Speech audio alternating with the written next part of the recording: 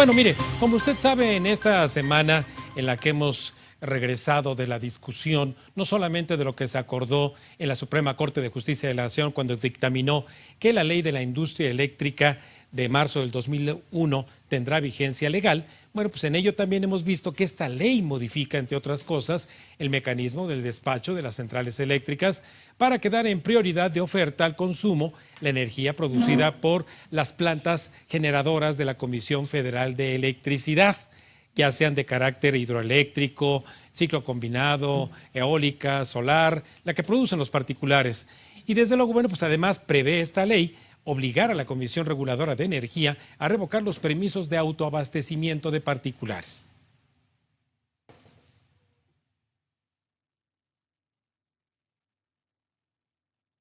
Y para entender y explicarnos en cuentas claras lo que esta ley afectará en México en términos de inversión, de medio ambiente y de precios de energía eléctrica, es que hemos invitado a dos expertos que usted ya conoce y que conversen con nosotros esta noche. Son los doctores Víctor Ramírez Cabrera y Paul Alejandro Sánchez Campos. Buenas noches, Víctor. Buenas noches, Paul. Buenas noches, Raimundo. Hola, muy buenas noches, Raimundo. Un gusto platicar contigo. Al contrario, yo les agradezco mucho porque exactamente hace un año, bueno, más o menos, días más, días menos, aquí con ustedes abrimos justamente el análisis de lo que se denominó en su momento con un hashtag la ley combustóleo. E incluso, bueno, pues advertían ustedes como especialistas de lo que pudiera venir, empezaron por parte de los particulares ya a interponerse los primeros amparos, etcétera, pero bueno, finalmente llegó esto hasta la Suprema Corte de Justicia de la Nación y sin ser ustedes juristas, y quizás es lo que luego a veces aburre un poco a nuestra audiencia, no porque no nos guste el derecho, sino porque hay términos muy especiales, y lo que más importa, como siempre, a la familia, a la persona de a pie, es esto en mi vida cotidiana. Bueno, pues, ¿por qué esta ley combustóleo recupera fuerza no habiendo podido ser detenida por la Suprema Corte de Justicia, mi querido Víctor? Bueno, lo primero que hay que decir es qué fue lo que sucedió en la Corte. Como bien dijiste, no somos juristas, pero creo que entendemos un poco qué es lo que sucede. Un grupo de senadores de oposición interpuso lo que entendemos como una acción de inconstitucionalidad. En otras palabras, le decía a la Corte, oye Corte, por favor, revisa esta ley o esta reforma que hizo que la ley quedara de forma contraria a lo que dice la Constitución. Recordemos que la Constitución está por arriba de todo en México, después vienen las leyes secundarias, después reglamentos y disposiciones administrativas y todo lo demás. Pero entonces, ninguna ley, ningún reglamento puede estar en contra o expresarse en contra de lo que dice la Constitución. Y lo que hizo este grupo de senadores fue decirle, por favor, Corte, revisa si esto está acorde a la Constitución o no. La realidad es que hubo 7 por lo menos de 11 ministros, de hecho hubo 8, si ya lo vemos en el partido completo, digamos, hubo 8 ministros que en algún momento dijeron que varios artículos de la ley como se quedó es contraria a la Constitución. Sin embargo, la forma en la que organizaron la votación hizo que nunca se lograran esos 8, sino que fueron 7-4 y 7-4, cambiando dos ministros de voto en algún momento. Y lo que sucedió es que se quedó, o sea, no se hizo una declaración de inconstitucionalidad, no fue suficiente, se quedó la ley en teoría para aplicarse como está. Sin embargo, todavía se irá parando muy probablemente. De hecho, sigue parada por una serie de amparos que hay en contra de ella, ¿no?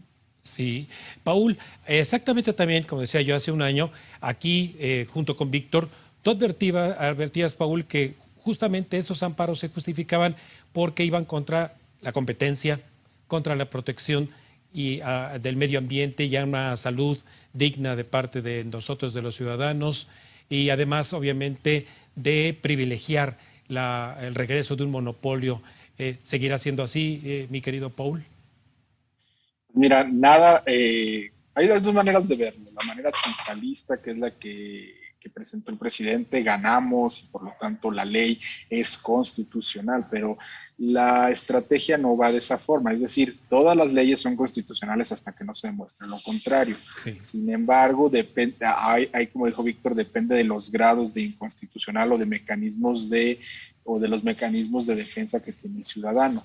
El primer paso, como bien señala Víctor, es la controversia constitucional, y la segunda son las acciones de inconstitucionalidad, y la tercera son los amparos. En este primer paso vimos un problema con una controversia constitucional, es decir, se contradice la Constitución en un aspecto con otro, y si se contradice, ¿cuál es el criterio que debe dominar? Uno de los ministros, Gutiérrez Ortiz Mena, señaló un punto bien interesante. Dice: el criterio de la sustentabilidad del medio ambiente está por encima de la ley, o sea, está por encima de lo que se debe considerar a su gusto el orden de despacho que establece CFE. Sin embargo, dijo que no considera que la libre competencia esté por encima, o la ley esté por encima de este principio. Entonces ahí, como dice Víctor, como que votaron un mismo artículo con dos criterios diferentes, pero en ningún grado se alcanzó la inconstitucionalidad. Es decir, la ley, según los ministros, no es inconstitucional en esos términos. Sin embargo, tampoco dijeron que fuera constitucional. Por eso vienen los otros mecanismos de control que hay que revisar. Y entonces hay amparos y acciones de inconstitucionalidad que están por resolverse y que podrán utilizar esto como un precedente. ¿En qué sentido? Podrán decir: oye, pues no se pusieron de acuerdo los ministros, no hay un eje, un principio rector, por lo tanto los jueces de distrito, los jueces digamos, especializados en materia de competencia, tienen cierta, digamos, libertad de interpretación de lo que pasó. Pues no, tampoco hubo una declaración de constitucionalidad completa o con mayoría respecto a la ley, por lo tanto pueden determinar que puede haber violaciones a la competencia. Sin embargo, el problema es que no serían suspensiones de carácter general como se otorgaron en este momento. Sí, sí. Víctor, mira, es por demás evidente para todos, mujeres que están en sus casas, obreros, jornaleros agrícolas, niños, para todos es evidente que ya vemos disponibles estas energías limpias y que ha crecido su presencia física ahí en antenas, en paneles solares, incluso en las azoteas de muchas casas y de incluso corporaciones de oficinas.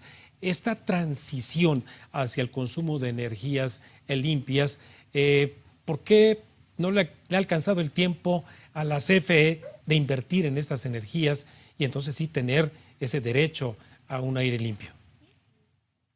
Bueno, a ver, lo primero es que creo que CFE ha tenido el tiempo, y CFE al menos en el sexenio pasado intentó hacer cosas, y una muestra de ella es que en las subastas de energía eléctrica de largo plazo, CFE participó y ganó al menos un par de contratos, uno por potencia y uno de energía con geotérmicas. Entonces, CFE ha podido y lo ha hecho. CFE tiene una central eólica en Oaxaca, que hay que decirlo, está teniendo problemas de operación severos. ¿Y por qué? Por falta de mantenimiento. De hecho, si la memoria no me falla, en los primeros días de enero de este año se les cayó un aerogenerador por falta de mantenimiento, se les tronaron algunos pernos. La realidad es que CFE podría hacerlo, y CFE estaba en buen camino, estaba haciendo bien las cosas, pero hubo una intención de cambiar que buscaba más que otra cosa poder, porque yo creo que no era un beneficio a la empresa, y es lo que estamos viendo ahorita, los resabios del poder. Y otra cosa muy importante es satisfacer, y dicho sea con respeto, intentar explicar, no descalificar, satisfacer los sueños petroleros y de refinación del presidente, que esos te obligaron en algún momento a mantener la operación de centrales eléctricas con base en combustóleo, porque si refinas más con estas refinerías te sale más combustóleo, y entonces por ahí empezó todo, y después se volvió en un asunto de reforzar el poder de gente de CFE, que no necesariamente eso significa mejorar las condiciones del sistema eléctrico, ¿no? Claro, claro. Paul, hace un año Víctor nos ayudó con un ejemplo ahí de 3 vasos al llenarlos con agua limpia, agua medio mezclada con agua negra, cómo es que se llena justamente con la producción de electricidad, con todas las fuentes generadoras posibles, se llena el sistema eléctrico. Y tú utilizaste también hace poco una analogía como esta, como es la que está en una señal que todos conocemos de llenar de señal nuestro teléfono celular. Y tú utilizaste esta analogía, Paul, para decirnos cómo se llena el sistema eléctrico. La ley combustóleo, ¿cómo llena este sistema?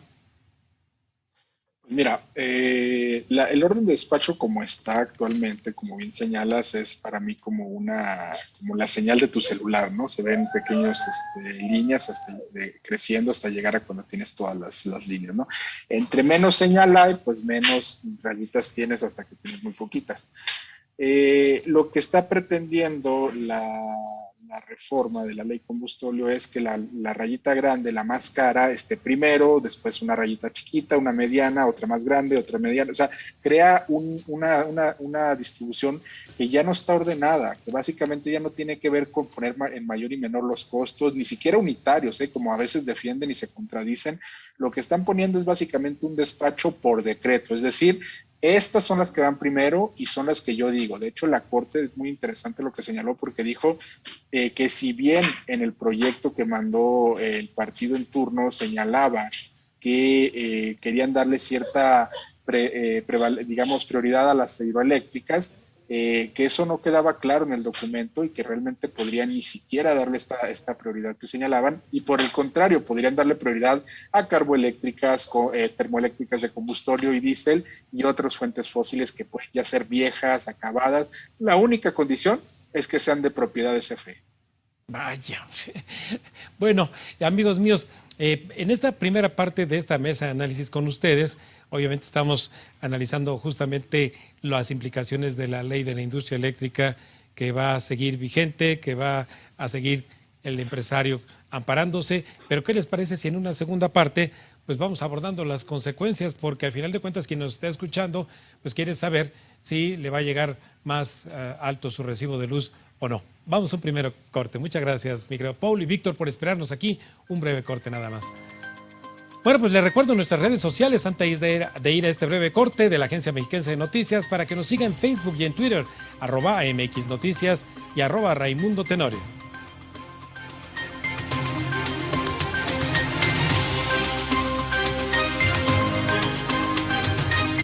Estás viendo Cuentas Claras con Raimundo Tenorio.